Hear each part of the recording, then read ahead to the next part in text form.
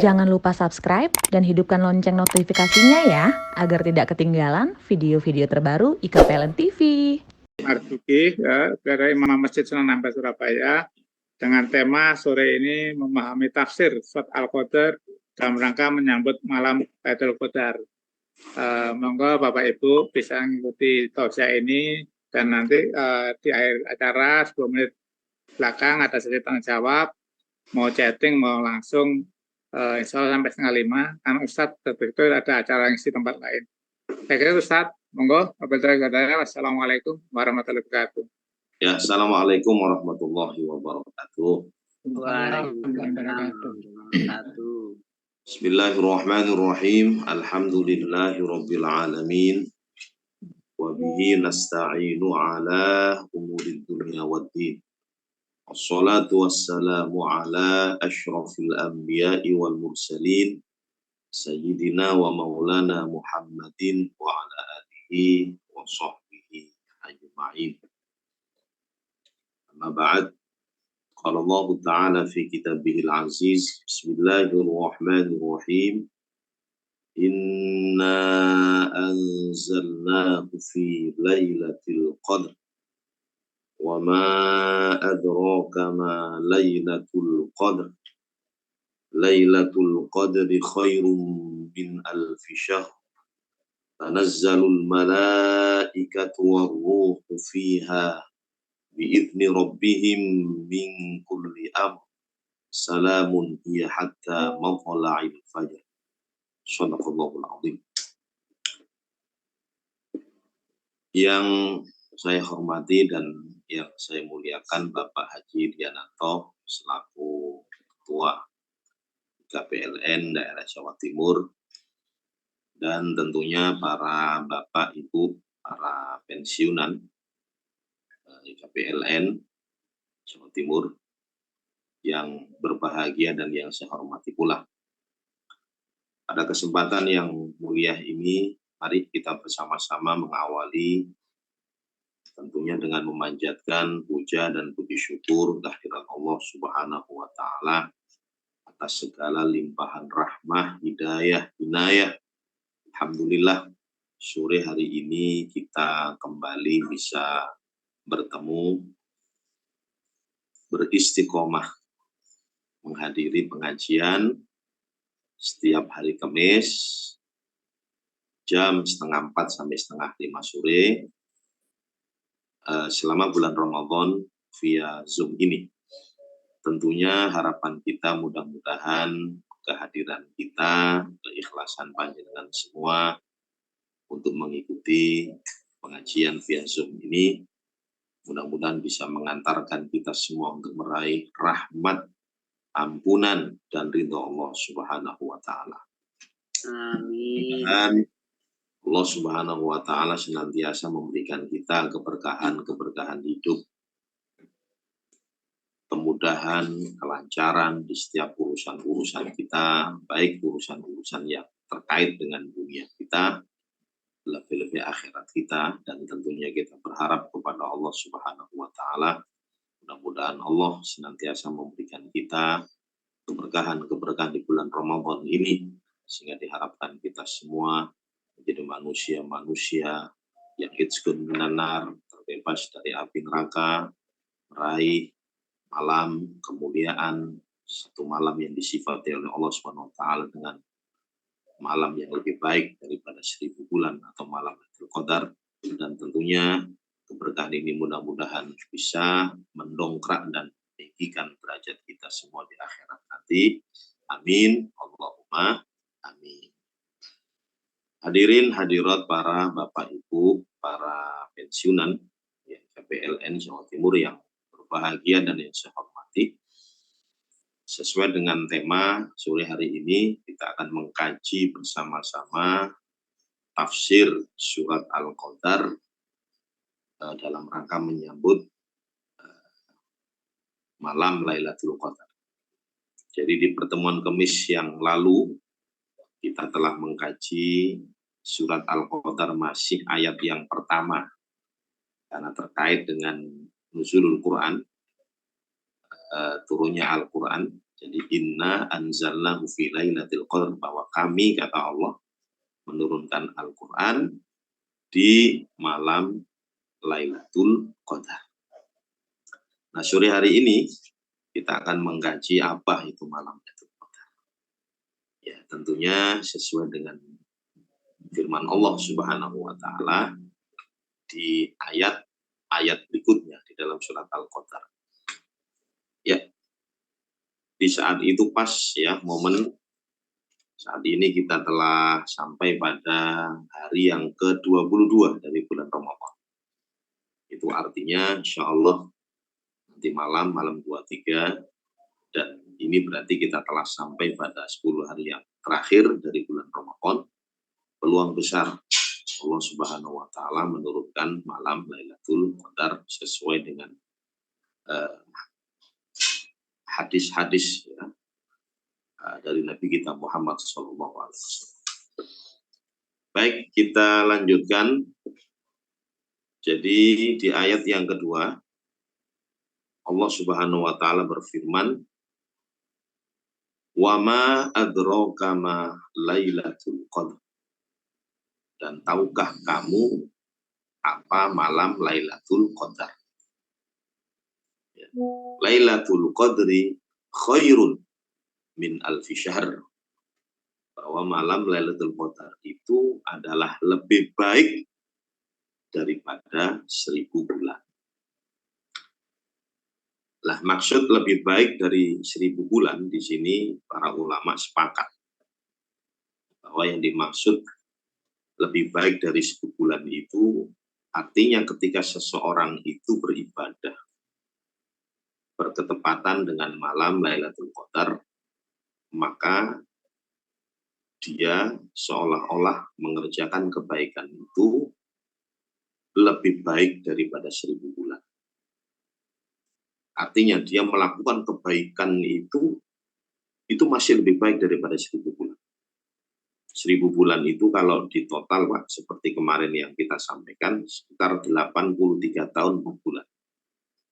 Artinya ketika ya panjenengan taraweh, panjenengan membaca Al-Quran ya di malam hari berketepatan malam itu adalah malam Lailatul Qadar, berarti panjenengan taraweh dan membaca Al-Quran atau i'tikaf atau qiyamul lail itu seperti panjenengan menunaikan minimal 83 tahun 4 bulan. Jadi 83 tahun 4 bulan. Dan itu full ibadah terus tanpa diputus dengan ngapunten kemaksiatan atau dengan perkara-perkara yang lagu, perkara yang tidak ada guna dan manfaat.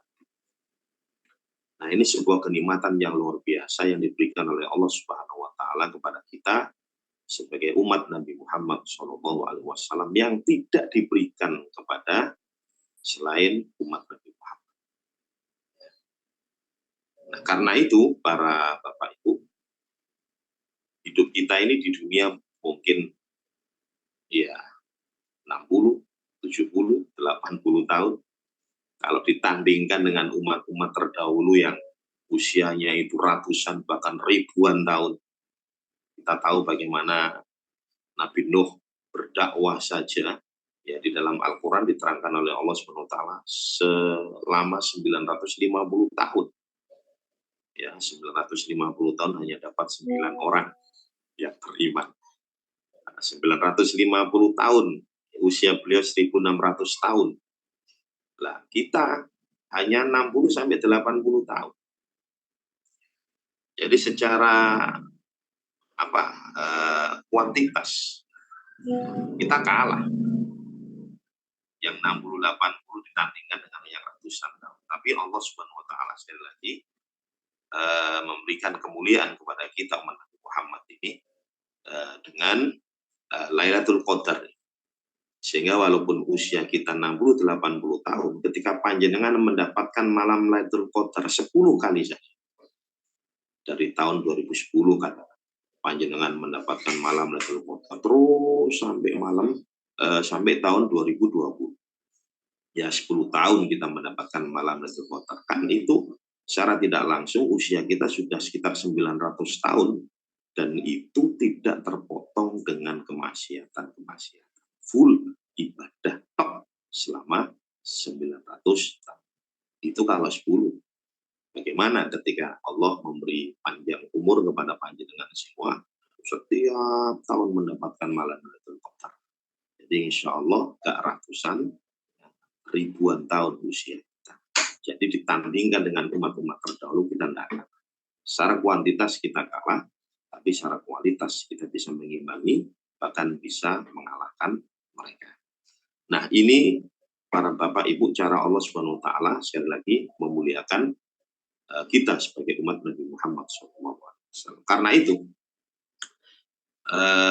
Nabi kita Muhammad SAW ya, ketika sampai pada 10 hari yang terakhir dari bulan Ramadan, karena memang di dalam hadis banyak sekali Nabi kita Muhammad SAW bersabda bahwa munculnya atau turunnya malam Lailatul Qadar itu berdasarkan hadis-hadis yang muktamad yang kuat adalah 10 hari yang terakhir dari bulan Ramadan. Ya, kalau didetailkan lagi dari 10 hari itu yang ganjil-ganjil 21, 23, 25. Tapi lepas dari itu para Bapak Ibu, ya kalau saya sih mending kita menyambut 10 hari yang terakhir dari Ramadan tanpa memilah-memilih. Kenapa? Karena kadang-kadang puasanya saja awalnya ada yang berbeda. Ya, katakan ada yang berpuasa pada hari Rabu kemarin, ada yang hari Kamis, jangan begitu. Apa hari Kamis? Ada yang Rabu. Ini berarti kan ada perbedaan-perbedaan genap ganjil. Jadi insya Allah ketika panjenengan mulai 10 hari yang terakhir dengan meningkatkan kualitas ibadah, insya Allah akan bisa meraih malam Lailatul Qadar.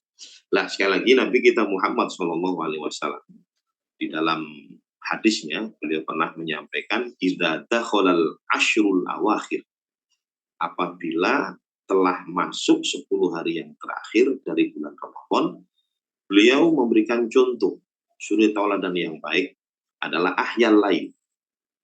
Beliau menghidup-hidupkan 10 hari yang terakhir dari bulan Ramadan.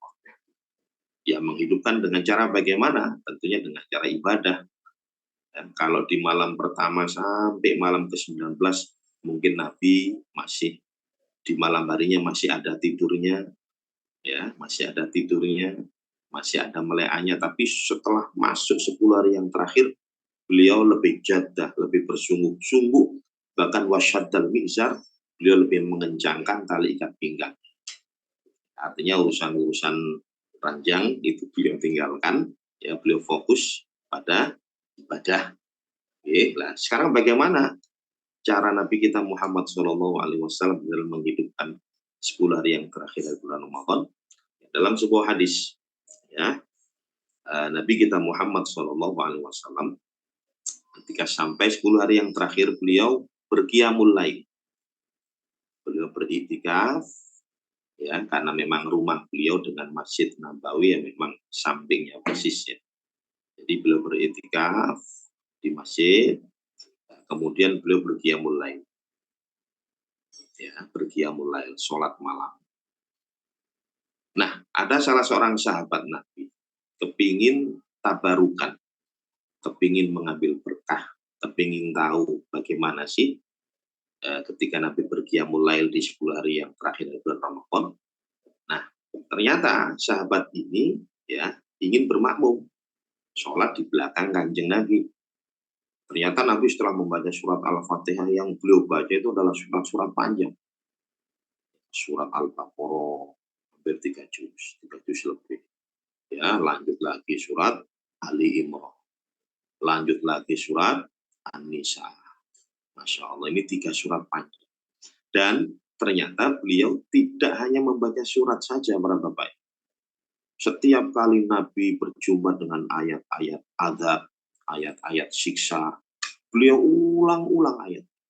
Ya, sambil beliau tadabburi, beliau renungkan, beliau berdoa memohon kepada Allah supaya azab itu dijauhkan dari diri beliau, dari keluarga, bahkan kita sebagai umat Nabi Muhammad SAW. Ya, sebaliknya ketika beliau berjumpa dengan ayat-ayat rahmat, ayat-ayat kasih sayang, beliau ulang-ulang, beliau ulang-ulang. Ya, sambil beliau berdoa kepada Allah agar rahmat Allah itu diturunkan kepada beliau, keluarga, dan berikut kepada kita sebagai umat Nabi Muhammad SAW. Ya, bahkan dalam sebuah hadis juga ya, ketika beliau membaca in tu'adzibahum fa innahum ibaduk, apabila engkau wahai Allah mengadab mereka di sini maksudnya adalah umat Muhammad, wahai Allah jika engkau menyiksa umatku, kata Nabi, ya, intu adzibahum fa innahum ibaduk, sesungguhnya mereka itu umatku itu juga ibaduk, hamba-hambamu ya, juga hamba-hambamu, wa in taghfir lahum, dan jika engkau mengampuni mereka umatku, fa innaka antal azizul hakim, dan engkau maha mampu, maha perkasa, ya maha bijak. Artinya di sini apa? Nabi sekali lagi mengulang-ulang ayat ini dengan harapan agar umatnya ini kelak tidak disiksa oleh Allah Subhanahu wa Ta'ala. Sampai seperti itu diulang. Nah, setelah beliau ini sahabat ini Pak, ampun, dan ini sekelas sahabat. Sampai beliau begitu lamanya sahabat ini bergumam di dalam hati. Laqad hammamtu bisu, sungguh aku telah menduga nggak baik kepada Nabi. Maksudnya itu, wis aku kapok lah, begitu bahasanya. Aku kapok lah, sholat sak swen-swen di belakangan. Bilo itu padahal sahabat, ya, sekelas sahabat, orang yang khusyuk. Ya, bagaimana dengan kita? Lah, saking lamanya, ketika beliau salam, assalamualaikum warahmatullahi, assalamualaikum warahmatullahi. Selang beberapa saat, sahabat Bilal mengumandangkan adzan subuh. Masya Allah. Nah, berarti Nabi kita kan di dalam menghidupkan malam-malam terakhir, 10 hari yang terakhir dari bulan Ramadan, semalam suntuk. Ya, semalam suntuk. Padahal beliau sudah ghufira lahu ma taqaddama min. Beliau dosa-dosanya telah diampuni oleh Allah, baik yang telah lewat ataupun yang akan datang. Dan itu garansi resmi dari Allah. Kalau panjenengan ini tidak ada garansi. Oke? Tidak ada garansi dosa-dosa kita diampuni oleh. Nah, terus nek kalau panjenengan katakan, wah kesulitan Pak Ustadz, semalam suntuk. Ya kita ambil sebagian. Ya, orang-orang Arab itu mengatakan, kalau kalian tidak bisa mengambil semuanya, ya jangan ditinggal semua. Ya, diambillah sebagian. Ya, katakan panjenengan bangun jam 1, ya, setengah 2, ya panjenengan berqiyamul lail, entah panjenengan sholat tasbih, entah panjenengan sholat tahajud, ya, sholat hajat, sholat taubat, apa monggo lah, sakar so panjenengan. Karena Nabi tidak menentukan, ya, tidak menentukan bagaimana ketika sampai 10 hari yang terakhir dan Ramadan, ibadah itu harus ditentukan tidak. Yang penting pokoknya berzikir kepada Allah, ingat kepada Allah Subhanahu wa Ta'ala. Nah, itu cara Nabi, ya, di dalam menyambut 10 hari yang terakhir dari bulan Ramadan. Nah, kemudian pernah suatu hari Siti Aisyah, istri Nabi kita Muhammad SAW, bertanya, ya Rasulullah, andaikan malam ini malam Lailatul Qadar, kira-kira apa yang saya lakukan? Apa yang saya baca? Nabi menyampaikan, ya, kuli, berdoalah kamu kepada Allah dengan Allahumma innaka afuwun tuhibbul afwa fa'fu anni. Ya Allah, Engkau adalah Zat yang Maha Pemaaf dan senang sekali memaafkan. Ya, karena itu fa'fu anni, maafkanlah kesalahan-kesalahan. Jadi ini ringkas, Pak. Ya, pesan dari Kanjeng Nabi. Kenapa? Ya, jadi begini, Nabi menyampaikan, ya, kepada Siti Aisyah, bukan sholatlah kamu, andaikan malam ini malam Lailatul Qadar, sholatlah kamu, bukan. atau mengaji Al-Quran lah kamu, bukan. Karena jawaban Nabi ini tidak hanya untuk Aisyah saja, istri beliau, tapi untuk umat. Andaikan Nabi menyampaikan kepada Siti Aisyah, kalau malam ini malam Lailatul Qadar, maka kamu berqiyamul lailah. Nah, kasihan Pak bagi umat Muhammad, perempuan-perempuan yang lagi datang bulan, yang lagi menstruasi, yang lagi haid. Berarti mereka tidak mendapatkan malam Lailatul Qadar. Ya, karena tidak bisa menunaikan sholat. Ya, atau baca Al-Quran. Karena diharamkan. Ya, para ulama sepakat bahwa ketika menstruasi, haid, ya, atau hadas besar, maka tidak diperbolehkan untuk sholat dan tidak diperbolehkan untuk membaca Al-Quran. Nah, karena itu sekali lagi Nabi berpesan kepada Aisyah, ya, dan tentunya kepada umat, ya, terutama bagi mereka-mereka yang menstruasi, ya, bukan berarti halangan untuk meraih malam Lailatul Qadar. Beliau berpesan dengan bacalah doa Allahumma innaka afuwun tuhibbul afwa fa'fu. Kalau berdoa Pak dalam keadaan hadas besar pun tidak jadi masalah. Boleh mohon tidak jadi masalah. Terus baca innaka afuwun tuhibbul afwa fa'fu. Karena mengingat dosa-dosa kita ini kan tidak terhitung. Tidak terhitung. Panjenengan dan saya ini hampir setiap hari melakukan dosa. Kita manusia ini tidak akan terlepas dari yang namanya dosa. Di setiap kita pasti melakukan dosa, baik yang kita sengaja ataupun yang tidak kita sengaja.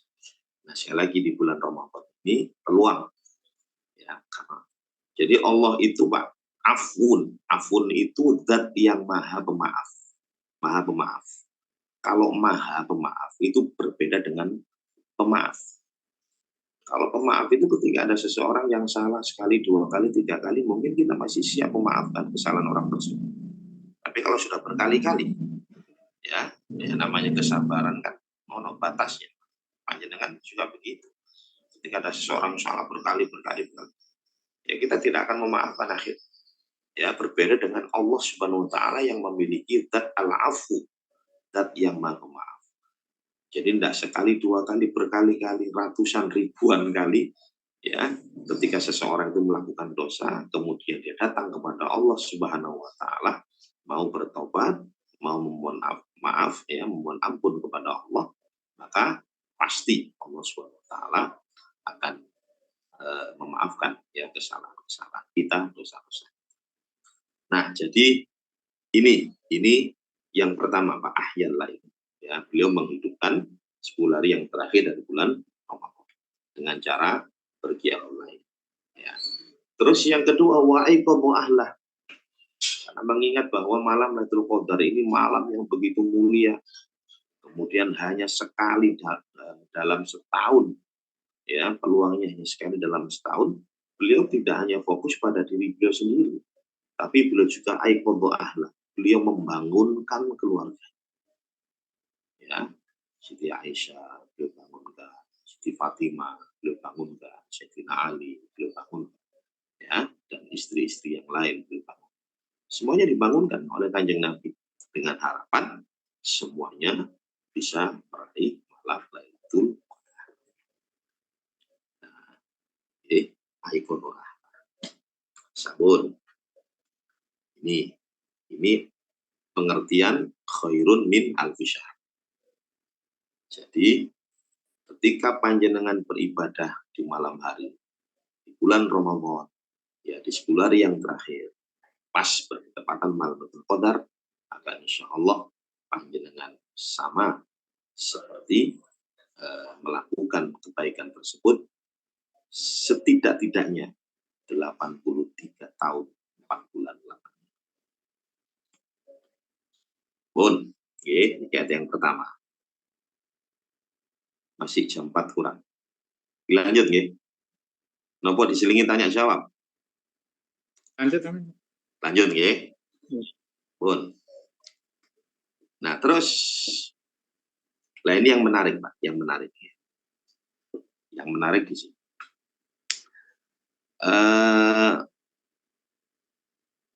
Ketika panjenengan dan saya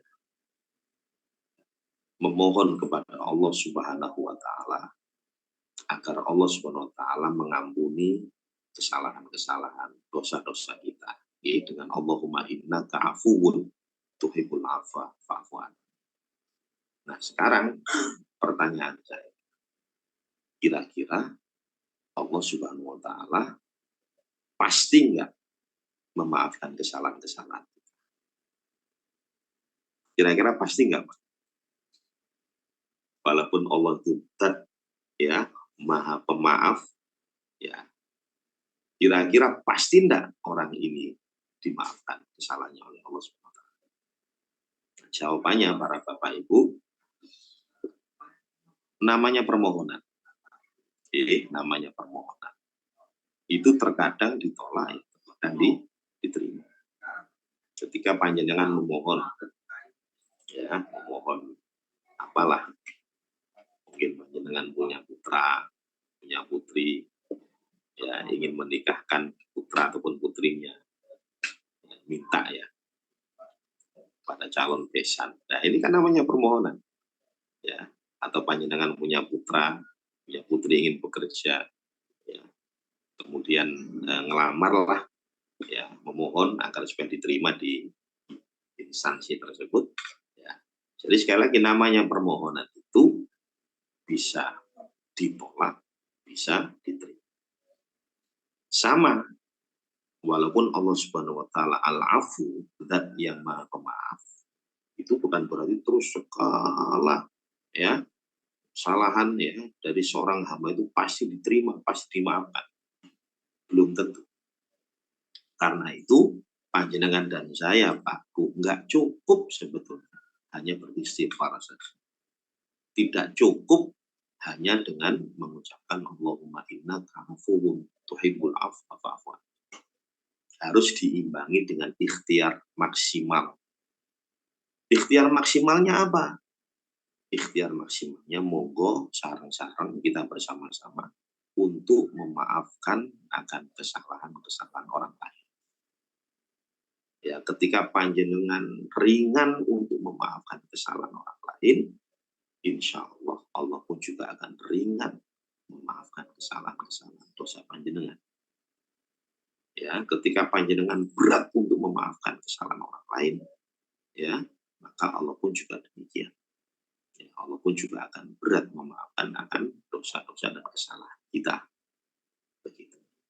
Nah, kalau panjenengan berat, Pak Bu, ketika memberi maaf kepada orang lain, ya, kesalahan-kesalahan orang lain, maka panjenengan bisa membandingkan kira-kira kesalahan saya kepada Allah, dosa saya kepada Allah, ini lebih besar mana? Ya, antara dosa saya kepada Allah atau kesalahan orang itu kepada saya? Ya tentunya lebih besar dosa kita kepada Allah. Jadi ketika panjenengan dan saya mengharapkan ampunan Allah, maka monggo untuk saling legowo, memaafkan akan kesalahan-kesalahan orang. Karena begini, panjenengan insya Allah pun nyemrapi bagaimana sahabat Abu Bakar. Sahabat Abu Bakar ini salah seorang sahabat Nabi yang luar biasa. Ya, sahabat yang kaya. Tapi tidak hanya kaya, beliau juga loman, dermawan. Begitu dermawannya, ya, ketika Nabi pernah bersabda bahwa bersedekah kepada kerabat itu mempunyai nilai 2 pahala sodako dan pahala menjalin hubungan baik dengan kerabat, silaturahim lah. Maka sahabat Abu Bakar ini, ya, tahu hadis ini, beliau amalkan. Beliau memberikan jatah kepada kerabatnya yang bernama Mistoh. Ya, kepada Mistoh. Mistoh ini kerabatnya sahabat Abu Bakar. Mistoh ini keluarga yang melarat, yang miskin. Itu kehidupannya ditanggung oleh sahabat Abu Bakar. Sandang pangan papan. Hampir setiap bulan sahabat Abu Bakar itu mesti ngasih jatah. Nah, suatu hari para Bapak Ibu, Siti Aisyah. Siti Aisyah ini dituduh. Siti Aisyah ini putrinya sahabat Abu Bakar. Istrinya Nabi dan putrinya sahabat Abu Bakar. Nah, Siti Aisyah ini dituduh berzina dengan sahabat Sofwan bin Mu'attal. Dituduh berzina. Nah, sebetulnya wong ini berita bohong. Nah, Mistah ini sebetulnya kan satu kerabatnya sahabat Abu Bakar. Yang kedua, dia ditanggung kehidupannya. Lah kok dalam Mistah dan keluarganya ini menjadi apa ya? Tidak bisa menjadi benteng, ya. Justru memprovokasi, ya, menyebarkan isu yang nggak baik kepada orang-orang, ya. Oh, Aisyah berzina, Aisyah berzina, Aisyah berzina. Ya, namanya sahabat Abu Bakar, yo mangkel Pak. Walaupun sahabat, ya, delok Mistah iki opo? Satu kerabat, yang kedua, ya, sudah saya tanggung. Lah kok malah air susu dibalas dengan air tuba. Ayo panjenengan saja Pak, panjenengan ya. Ketika apa ya, menjumpai atau ketika panjenengan sendirilah, ya, di antara kerabat panjenengan wis tolong kok malah mentung, kan otomatis marah panjenengan. Sahabat Abu Bakar pun juga demikian. Saking marahnya sampai sahabat Abu Bakar bersumpah, wallahi, demi Allah, ya, saya tidak akan memberikan jatah lagi kepada Mistah dan keluarga. Masya Allah.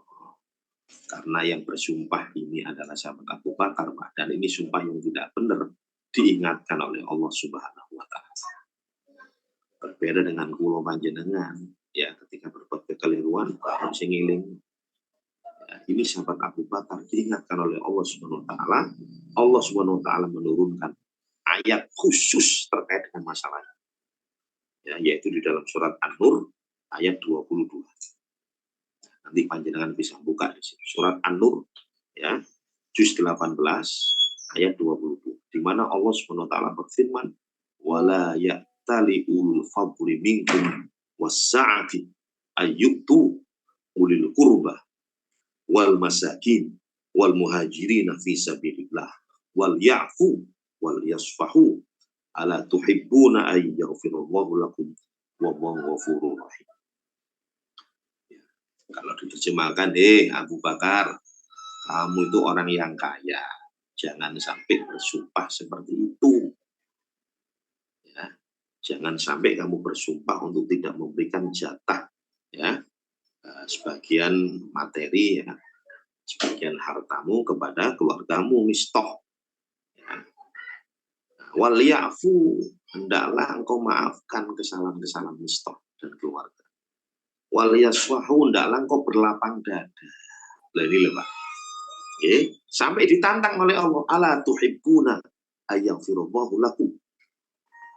Kamu milih mana? Ya, kamu senang Allah mengampuni dosamu atau Allah mencabut, tidak mengampuni dosa-dosamu? Ya, ala tuhibbuna ayaghfirallahu lakum. Kamu pilih mana?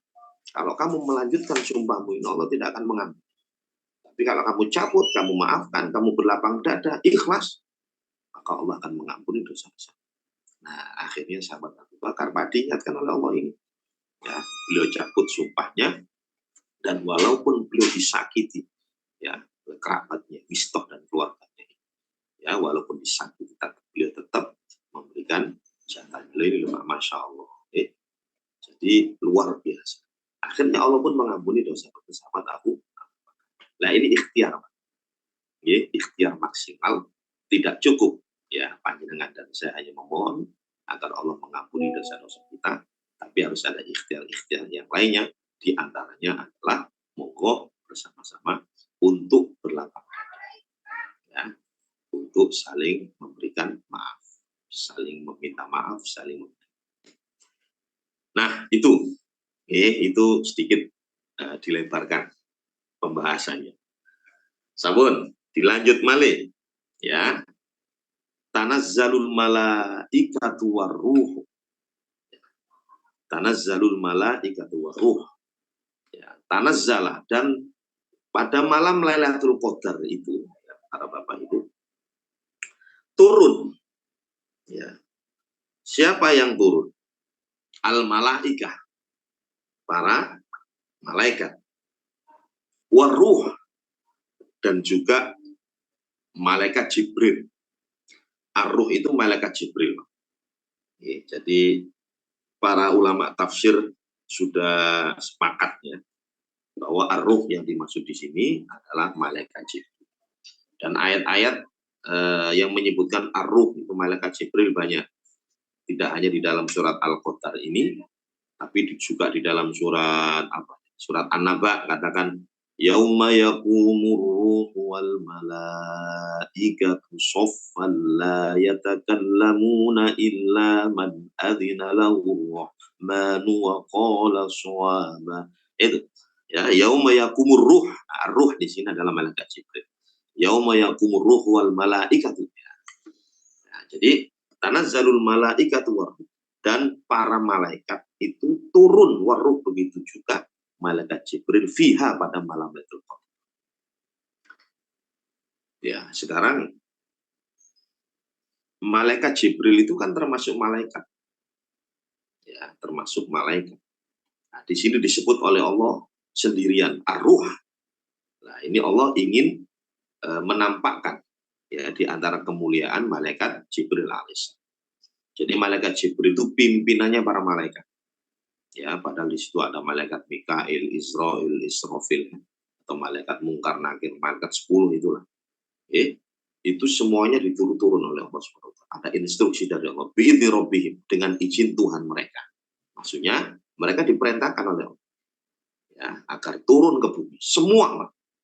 Semuanya turun ke bumi dipimpin oleh malaikat Jibril alaihissalam. Ya, karena itu sampai-sampai dalam sebuah hadis Nabi kita Muhammad SAW pernah bersabda, innal malaika tilka lailah fil ardi aktsaru min adadil hasad. Sesungguhnya para malaikat pada malam Lailatul Qadar ya, mereka turun di bumi Allah ini. Itu aktsar, lebih banyak jumlahnya daripada jumlah kerikil yang ada di bumi. Itu saking banyaknya. Ya, saking banyaknya jumlah para malaikat yang turun ke bumi ya, dengan izin Allah Subhanahu wa Ta'ala. Nah, terus ada apa malaikat disuruh turun oleh Allah Subhanahu wa Ta'ala? Nah, ya, ada apa? Allah kok memerintahkan kepada para malaikatnya untuk turun ke bumi. Nah, para ulama tafsir yang menjelaskan di antaranya adalah yang pertama mengamini doa-doa dari panjenengan dan saya. Ya, mengamini doa-doanya dari umat Muhammad SAW yang mau beribadah, yang mau menghidupkan 10 hari yang terakhir dari bulan Ramadan.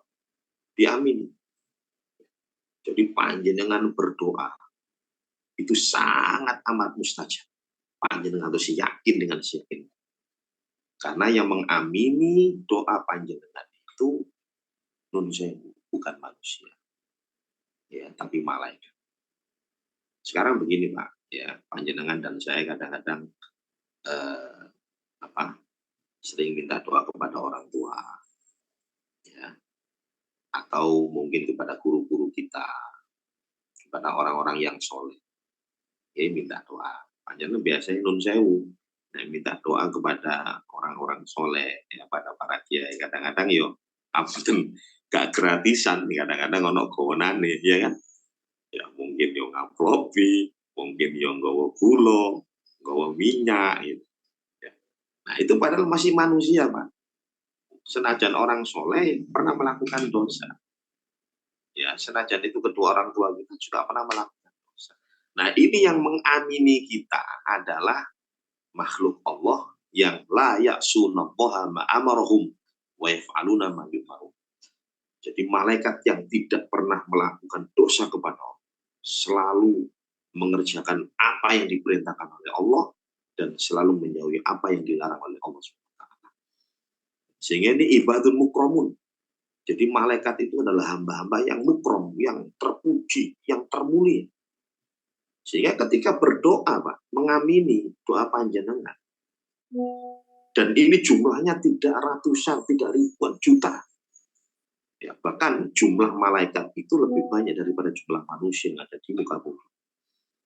Yang panjenengan dan saya tidak tahu. Jadi jumlahnya lebih banyak. Nah itu semuanya mengamini doa-doa panjenengan. Ya, diamini.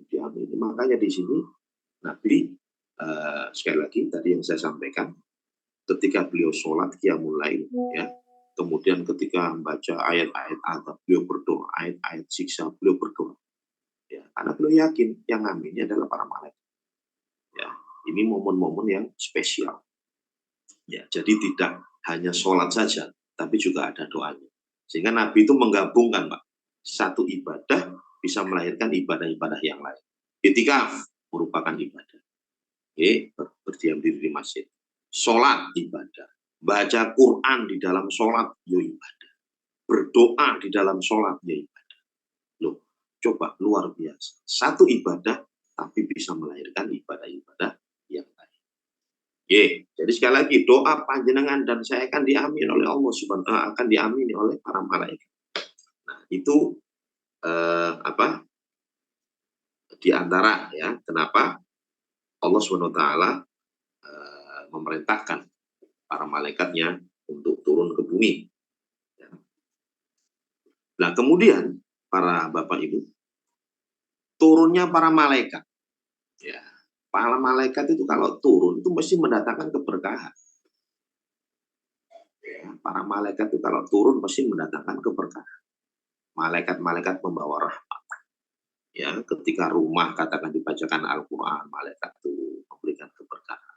Ketika panjenengan ya menghadiri majelis-majelis taklim, ya, itu malaikat akan turun memberikan keberkahan. Ya. Jadi ini malam Lailatul Qadar, ini malam yang sangat luar biasa. Semua para malaikat, ya, semua para malaikat disitu oleh Allah SWT. Bahkan malaikat-malaikat 10 yang wajib kita hafalkan itu, ya, malaikat-malaikat besar ini, itu semuanya disuruh turun oleh Allah, ya, untuk mengamini doa-doa. Ya, jadi Lailatul Qadar ini adalah malam yang sangat luar biasa. Ya, keberkahannya luar biasa. Para malaikat turun.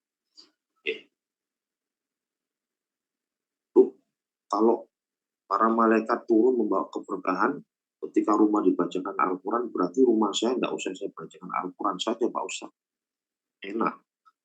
Berarti malaikat tidak turun, dan peluang untuk panjang usia semakin lebar. Karena malaikat pencabut nyawa tidak akan datang ke rumah saya. Kalau sing mati, insya Allah. Ya, bukan begitu, Pak. Kalau malaikat pencabut nyawa,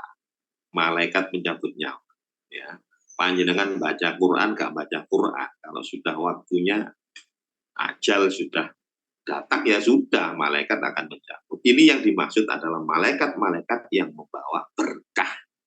Ya, keberkahan. Keberkahan itu adalah kebaikan yang banyak. Kebaikan yang banyak. Sudah, ini ada waktu 15 menit. Ya. Tanazzalul malaikatu warruh, ya, bi'idzni rabbihim min kulli amr, ya, dari setiap perkara. Nah, ini setiap perkara. Di setiap perkara. Setiap perkara-perkara, ya, panjenengan, ya, itu akan diamini, ya, oleh para malaikat. Salamun ya hatta mafalail fajr. Salam. Para malaikat juga mengucapkan salam keselamatan, ya, pada malam Lailatul Qadar itu hatta mafalail fajr, sampai terbit fajar.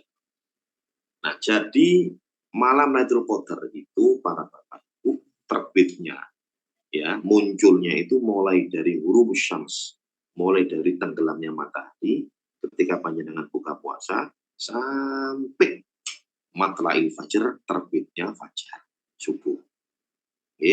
Sampai terbitnya fajar. Nah, karena itu tadi saya sampaikan, ketika panjenengan sholat taraweh di masjid beriktikaf tidak putus mulai dari malam pertama sampai malam 29 atau malam 30, berarti panjenengan secara tidak langsung telah mendapatkan bagian daripada malam Lailatul Qadar. Karena malam Lailatul Qadar berjalan terus, Pak. Di negara kita katakan malam, kok negara tetangga sih kurung. Terus sampai mengelilingi bumi. Nah, begitu. Sehingga semuanya akan mendapatkan malam Lailatul Qadar. Oke. Nah, saya kira tidak sulit ya ketika panjenengan tarawih sampai malam ke-29, malam ke-30 terus begitu. Oke, insya Allah nggak sulit dan insya Allah akan mendapatkan bagian daripada malam Lailatul Qadar. Oke, mungkin itu ya yang bisa disampaikan. Ada waktu sekitar 15 menit, Pak Dian. Mas Ustadz, ya. Kebetulan dengan GM-nya PLN Jatim kan hadir di acara kajian ini, Pak Lasiran. Oh, Pak Lasiran kalau mau menyapa teman-teman pensiunan Jawa Timur dan di luar Jawa Timur ikut ini. Monggo Pak Lasiran. Baik, terima kasih. Sorry ini lagi perjalanan jadi nah ini tadi di mobil, jadi saya mohon maaf. Ya. Baik, terima kasih. Assalamualaikum warahmatullahi wabarakatuh. Waalaikumsalam. Ustadz Fuad Romzi, SAG, salam kenal Pak Ustadz. Ya, salam kenal juga. Ya, saya dengarkan sepintas tadi tentang tausiahnya tentang malam Lailatul Qadar. Ya. Alhamdulillah merupakan ilmu buat kami. Mungkin kita sudah sering dengar, tapi sering diingatkan kembali sehingga ada refresh kembali. Yang kami hormati Pak Diananto selaku Ketua DPD KPLN yang dulu ini mantan bos saya Pak.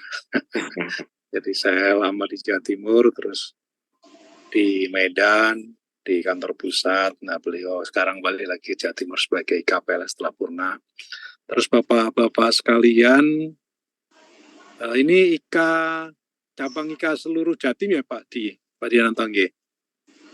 Ya, seluruh Jatim. Terus saya juga ngundang PJP, transmisi, saya share juga se-Indonesia. Siapa yang mau ikut Ramadan monggo kan.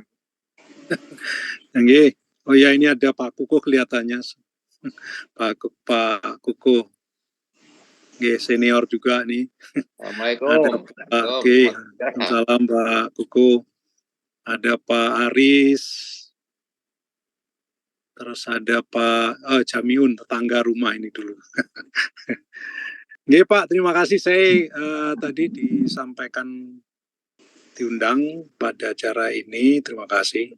Paling tidak secara pribadi saya menambah ilmu, wawasan yang disampaikan oleh Pak Fuad, dan juga yang paling lebih penting lagi sebenarnya bisa ketemu kawan-kawan nih, para senior silaturahmi di bulan puasa merupakan suatu yang bulan baik, dan ketemu kawan-kawan meskipun secara virtual tidak mengurangi rasa kebersamaan atau menjalin tali silaturahmi di antara saya sebagai junior. Kebetulan Pak Yananto, Pak Fuad Hamzah, Pak Rosi ini kebetulan kawan-kawan ini semua senior saya. Dulu saya lama di Jawa Timur dan sekarang ketemu kembali secara online, dan beberapa kali sih ketemu secara offline, dan kemarin sebenarnya kami juga mengundang teman-teman IKA PLN yang dihadiri oleh kawan-kawan. Kebetulan Pak Dianto sendiri tidak bisa hadir berhalangan. Jadi sekali lagi terima kasih. Salam, semoga selama bulan puasa ini kita mampu menjalankan ibadah sehingga amal ibadah kita selalu mendapatkan barokah dari Allah Subhanahu wa taala. Dan mudah-mudahan kawan-kawan semua IKA PLN sehat semua, dan monggo kalau nanti berkunjung ke PLN dengan senang hati kita bisa saling sharing, saling silaturahmi, sehingga kalau ada kesulitan dan lain-lain terkait kaitannya hubungan antara IKA, PLN maupun dengan hal-hal yang lain berkaitan dengan PLN, kami sangat support dan membantu dengan Bapak-Bapak sekalian. Terima kasih Pak Diananto. Nanti mungkin bisa kalau kajiannya rutin kami juga bisa diundang sehingga bisa nambah tambahan ilmu buat kami sendiri, dengan mungkin kawan-kawan beberapa saya ajak yang tidak berhalangan. Demikian saya kembalikan. Terima kasih Pak Diananto. Assalamualaikum warahmatullahi wabarakatuh. Waalaikumsalam warahmatullahi wabarakatuh. Lanjut Ustadz. Ini pertanyaan yang pertama Pak Yetno Ponorogo, Pak, yang minggu kemarin mau tanya tertutup karena waktu ya. Assalamualaikum Ustadz, saya mau tanya tentang keutamaan di bulan Ramadan ini. Yang paling utama apa nggih Ustadz? Apakah sholat sunnah atau membaca Al-Quran? Ya. Ya, kalau ditanya tentang keutamaan ya di bulan Ramadan, ketika panjenengan dan saya membuka surat Al-Baqarah, di mana Allah SWT berfirman, Syahrul Ramadan alladzi unzila fihil Quran. Bahwa bulan Ramadan ini Allah SWT menurunkan Al-Quran. Menurunkan Al-Quran. Nah, berangkat dari ayat ini, para Bapak Ibu, para ulama itu, sebagian berpendapat bahwa Ramadan itu adalah bulan Al-Quran. Nah, Ramadan itu bulan Al-Quran. Bulan di mana diharapkan panjenengan dan saya untuk lebih giat lagi, lebih tekun lagi di dalam membaca Al-Quran atau memahami tafsir Al-Quran, ya, atau itu tadi kalau cara Nabi kita Muhammad SAW menggabungkan, ya, jadi satu ibadah bisa melahirkan ibadah-ibadah yang lain. Bukan karena ketika panjenengan membaca Al-Quran di dalam sholat, ya, dengan membaca Al-Quran di luar sholat, itu nilainya berbeda. Sama kemarin saya sampaikan bahwa ketika panjenengan berpuasa, membaca Al-Quran, ya, plus di bulan Ramadan, membaca Al-Quran, dengan di luar Ramadan, dan ketika panjenengan tidak berpuasa, membaca Al-Quran, itu walaupun sama-sama membaca Al-Quran, tetapi nilainya berbeda.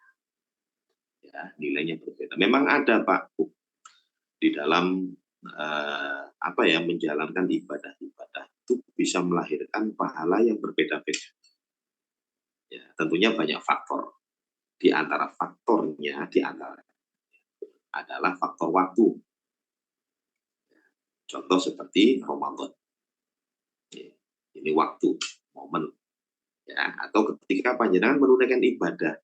Ya, jadi ketika menunaikan ibadah itu tadi puasa, terus di dalam berpuasa panjenengan juga membaca Al-Quran atau beramal soleh, maka amal-amal panjenengan itu dilipat gandakan. Ya, berbeda. Makanya Nabi sekali lagi memberikan suri tauladan yang baik kepada kita. Ya, beliau sholat itu pun ibadah, membaca Al-Quran ibadah, bahkan beliau juga menyelipkan doa-doa di situ. Doa-doa juga ibadah. Nah, jadi yaitu, ya, jadi walaupun ini bulan Al-Quran, tapi Nabi ingin menggabungkan semua. Mengingat bahwa bulan Ramadan ini memang semuanya, Pak, semuanya akan dilipat gandakan oleh amal-amal baik panjenengan akan dilipat gandakan oleh Allah. Ya, dan amal-amal panjenengan akan diterima oleh Allah SWT. Nah, karena itu, ya, jadi amal ibadah apapun ya yang kita tampilkan di bulan Ramadan, entah panjenengan sedekah, panjenengan silaturahim, ya, panjenengan indika, panjenengan, ya, itu semuanya akan dilipat gandakan. Ya, cuman memang ya kalau prioritas itu ya ini Al-Quran ini. Ya, makanya ketika panjenengan lihat tarawih, ini tarawih yang di masjid-masjid besar, Pak, ya, itu biasanya menggunakan Al-Quran. Ya, sampai 1 juz per malam. Ya, 1 juz per malam. Di Masjid Ampel sendiri, ya, itu 1 juz 1 malam. Jadi di sana rokatnya 20, Pak, ya, di Ampel. Sehingga 1 juz 20 halaman. 1 juz 20 halaman. Nah, 1 rokaat ya, itu 1 halaman. Sehingga 20 rokaat ya, itu sudah 1 juz. Jadi lama. Ya, panjenengan lihat di Masjidil Haram atau Masjid Nabawi. Jadi memang bulan Al-Quran. Jadi kalau panjenengan dan saya menghatamkan Al-Quran, Pak, di luar sholat, itu sesuatu yang biasa. ya sesuatu yang biasa. Tetapi kalau panjenengan menghatamkan Al-Quran di dalam sholat, ini yang sangat luar biasa. Karena per hurufnya berbeda. Ya, per huruf. Bahkan para ulama itu berpendapat, kalau di dalam sholat, itu satu huruf bisa 100 kebaikan. Kalau di luar sholat hanya 10 kebaikan. Nah, panjenengan, waduh, aku gak hafal Quran. Nah, ketika panjenengan bermakmum, sama saja. Ya, panjenengan katakan sholat kalau di Surabaya, Pak, ya, di Masjid Agung. Nah, itu Masjid Agung menggunakan Al-Quran ya, 1 juz. Ya, enggak ya. Nah, ya itulah kita tabarukannya di situ. Walaupun panjenengan tidak hafal Quran, ya mungkin sekali-sekali, kalau tidak sekali-kali. Nah, atau mungkin panjenengan bisa juga beli Al-Quran yang di depannya ada seperti meja itu. Kalau panjenengan bacanya lancar, bisa. Dalam mulai baca itu, tabarukan dengan Al-Quran. Jadi itu jawaban saya. Oke, Nanto, saya tanya penjelasannya. Oke, ada lagi yang lain, silakan Pak. Ya Pak Dian, saya Pak. Oke. Langsung aja. Oke. Assalamualaikum warahmatullahi wabarakatuh. Waalaikumsalam. Ustadz Fuad, mau tanya Ustadz, apakah Rasulullah maupun sahabat atau para tabiin itu mencontohkan, mentargetkan Pak dalam bulan Ramadan ini khatam berapa kali? Jadi untuk motivasi kita Pak, apakah ada tuntunan beliau untuk target membaca Al-Quran karena bulan Ramadan adalah bulan Al-Quran. Terima kasih Ustadz Fuad. Assalamualaikum warahmatullahi wabarakatuh. Waalaikumsalam. Waduh Pak, kalau panjenengan tanya seperti itu, para sahabat itu ketika datang bulan Ramadan, sampai ada yang bisa menghatamkan sehari itu dengan beberapa kali. Ya nanti panjenengan bisa cek kalau kesulitan bisa cek di Google lah, katakan panjenengan ketik itu. Ya, bagaimana sambutan para sahabat ketika datang bulan Ramadan. Ya. Nah, jadi ini saja Imam Syafi'i saja. Imam Syafi'i. Ya, Imam Madhab ya, karena ada 4. Ada Imam Malik, ya, Imam Hanafi, Imam Malik, ya, Imam Syafi'i, dan Imam Ahmad bin Hanbal. Nah, Imam Syafi'i itu di dalam biografi beliau, kalau sudah datang bulan Ramadan, beliau menghatamkan Al-Quran dalam sehari, bisa 2 kali. 2 kali. Nah, itu berarti 1 bulan beliau 60 kali. Hatam Al-Quran. Nah, jadi ya ini Pak ya, istilahnya imam besar ya. Jadi mungkin nalarnya tidak seperti kita. Ya. Kalau kita ini manusia biasa, ini memang manusia ada keistimewaan di situ. Nah, itu di dalam biografinya seperti itu diterangkan, dan banyak para sahabat banyak. Jadi berlomba-lomba untuk membaca Al-Quran. Memang Nabi tidak mentarget, ya, dalam sebulan harus, selama bulan Ramadan harus berapa kali hatam. Tidak ada target, cuman di antara himmah, keinginan, kesemangatan para sahabat itu ketika datang bulan Ramadan, karena mengingat ini adalah bulan Al-Quran, ya syahrul Quran, Nabi pernah menyebutkan seperti itu, sehingga kita berlomba-lomba untuk membaca Al-Quran, mengkaji Al-Quran. Bahkan sampai ada Pak seorang kiai itu ketika sudah datang bulan Ramadan, maka ngajarnya itu sudah di-off-kan, khusus ngajar Al-Quran saja. Itu sampai ada seperti itu, karena ingin terus dengan bulan Ramadan dan Al-Quran. Jadi kalau targetnya ya ada. Terus Ustaz. Sami-sami. Lah terus ini Pak ya, perlu nggih 4:30 sudah nggih. Monggo kalau mau disampaikan berdoa dulu. Belum ditutup doa. Ada yang lain?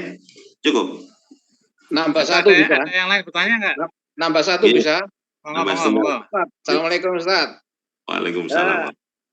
Ini Ustaz, ingin penegasan. Apakah dalam malam Lailatul Qadar itu semua ibadah umat Muslim itu mendapatkan peningkatan pahala karena malam Lailatul Qadar itu? Mohon dijelaskan kembali. Terima kasih. Assalamualaikum. Ya, waalaikumsalam warahmatullahi wabarakatuh. Jadi begini, Pak ya. Jadi yang dimaksud salamun. Tadi kan ada apa? Salamun hiya hatta matla'il fajar. Keselamatan. Nah, keselamatan di sini ada yang berpendapat dengan keberkahan. Ya. Jadi malaikat ya ketika turun itu di samping membawa keselamatan juga membawa keberkahan. Sehingga di antara kemuliaan malam Lailatul Qadar itu ya memang semuanya akan diberi keberkahan. Ketika ada seseorang ya yang menghidupkan ya 10 hari yang terakhir kemudian malam itu malam Lailatul Qadar, maka dia telah mendapatkan keberkahan dan keselamatan. Oke, akan mendapatkan keberkahan dari Allah Subhanahu wa taala. Bahkan sampai para pendosa pun ketika mereka memang betul-betul niat bertaubat kepada Allah Subhanahu wa taala, kemudian dia lebih giat lagi ketika 10 hari yang terakhir kemudian meraih malam Lailatul Qadar ya, maka dia akan mendapatkan keberkahan. Ya, dia akan mendapatkan keberkahan. Amalan apa saja? Oke, akan mendapatkan keberkahan. Nah, jadi di malam hari, Pak, ya, di bulan Ramadan kemarin sempat kita sampaikan bahwa di malam hari Allah Subhanahu wa taala akan memilih antara para hambanya untuk menjadi itqun minan nar, terbebas dari siksa api. Yang kedua, ada malam Lailatul Qadar. Makanya kalau malam ini, Pak, 10 hari yang terakhir dari malam Ramadan ini itu juga ditandingkan dengan bulan-bulan yang lain. Tidak ada yang mengalahkan kalau malamnya. Kalau paginya baru masih ada. Dzulhijjah 1 sampai 10 itu lebih utama daripada siang harinya bulan Ramadan. Karena di bulan Dzulhijjah kan ada Arafah, ya, ada Idul Adha. Nah, tapi kalau malamnya 10 hari yang terakhir bulan Ramadan ini tidak ada yang menang di antara kemuliaan dan keberkahan. Nah, itu penjelasan dari para ulama. Ye. Sampun. Terima kasih. Ye. Sudah Pak Jan ya? Tat, sebelum ditutup doa, Tat, ada satu ganjel ini pertanyaan. Saya baca cepat ya, Ustaz. Dari Pak Lasito, ada pertanyaan chatting dari Pak Lasito, IKPN Surabaya Selatan.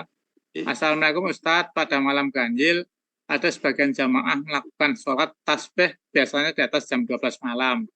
Apakah memang Rasulullah dan para sahabat juga melakukan Ustaz atau nuwun? Ya, tadi saya sampaikan bahwa di dalam menghidupkan 10 hari yang terakhir dari bulan Ramadan, Nabi tidak menentukan dengan satu ibadah. Makanya ketika Nabi ditanya oleh Siti Aisyah, apabila malam ini malam Lailatul Qadar apa yang saya lakukan, apa yang saya baca? Beliau menjawab, kuli doalah dengan Allahumma innaka afuwwun tuhibbul afwa fa'fu anni. Tapi Nabi sendiri di dalam memberikan contoh, ya beliau sholat berqiyamul lail. Jadi Nabi tidak menentukan. Panjenengan sholat tasbih silakan. Sholat hajat silakan, tahajud silakan, sholat taubat silakan. Loh, Nabi kan tidak pernah mencontohkan seperti itu. Nah ini, punten ya. Ini perlu saya luruskan para Bapak Ibu. Yang tidak dilakukan oleh itu bukan berarti terus tidak boleh dilakukan oleh kita sebagai umat. Sepanjang itu masih dalam koridor syariat, itu diperbolehkan. Para sahabat itu nun sewu ketika panjenengan buka hadis ataupun biografi sejarah dari para sahabat. Para sahabat itu banyak yang melakukan apa yang tidak dilakukan oleh Nabi. Contoh ada salah seorang sahabat Abu Hurairah ketika akan tidur itu membaca zikir ya, dengan menggunakan tasbih zikir sampai berapa 2000 kalau nggak salah, kalau nggak 1000 2000 belum baca. Nah, Nabi tidak pernah mencontohkan seperti itu ya. Nah, tapi Nabi diam dan memperbolehkan. Contoh lain, Nabi pernah menyampaikan bahwa puasa yang utama itu adalah puasanya Nabi Daud alaihissalam. Sehari puasa, sehari berbuka. Sehari puasa, sehari berbuka. Nabi hanya menyampaikan itu. Pertanyaannya, apakah Nabi berpuasa Daud? Jawabannya tidak. Nabi tidak berpuasa Daud. Ya, Nabi itu hanya Senin Kemis. Nah, berarti awak dewe nek puasa Nabi Daud gak oleh. Boleh. Walaupun Nabi tidak memberikan contoh. Atau contoh yang lain. Ya, makanya di dalam kalau kita belajar tentang hadis baik, ada 3, ada qaul ucapan, ya. Jadi Nabi sebatas mengucapkan saja itu sudah menjadi sunnah. Kemudian yang kedua, fi'il perbuatan. Nabi memberikan contoh itu juga termasuk sunnah. Yang ketiga, ketetapan, takrir namanya. Apa yang sudah ditetapkan oleh Nabi, walaupun Nabi tidak mengerjakan, itu sunnah. Contoh, seperti puasa di bulan Muharram, tanggal 9 dan 10. Ya, tanggal 9-nya itu Nabi tidak pernah berpuasa. Ya, ketika Nabi datang di Madinah, melihat orang-orang Madinah berpuasa. Tanggal 10, ditanya oleh Nabi, kamu berpuasa untuk apa? Karena kami menghormati Nabi Musa, diselamatkan oleh Allah. Nah, orang Islam lebih berhak untuk itu. Nabi memerintahkan kepada para sahabatnya bahwa tahun depan kita akan berpuasa supaya beda dengan orang-orang Yahudi, maka kita berpuasanya 2, 9 dan 10. Tetapi sebelum Nabi mempraktekkan ini, beliau sudah wafat. Nah, berarti beliau belum melakukan tanggal 9 itu.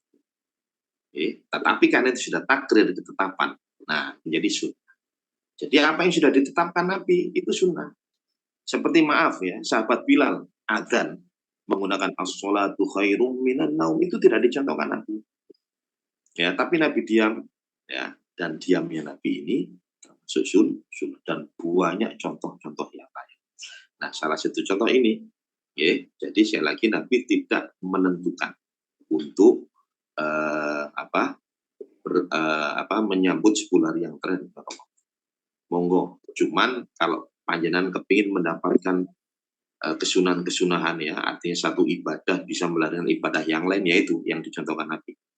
I'tikaf, qiyamul lail, membaca surat-surat panjang, berdoa di dalamnya. Nah, insya Allah ya, itu sudah satu ibadah melahirkan ibadah-ibadah. Ya mungkin ini ya yang bisa saya sampaikan. Ini sudah jam 4:30 lebih 10 menit. Oke, Ustaz. Monggo ditutup doa, Ustaz. Cukup ini saja, insya Allah Kamis depan Pak Dian ya.